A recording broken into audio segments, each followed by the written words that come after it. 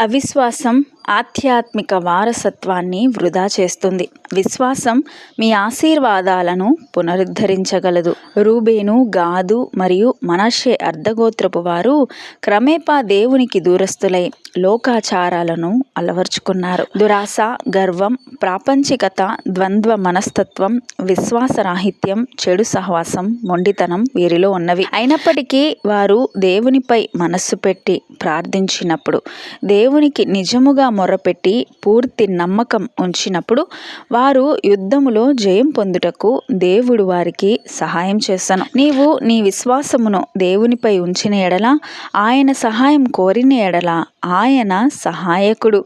ఎబెనేజరు దేవుడు గనుక తప్పక సకాలంలో సహాయం చేసి విజయము దయచేయును.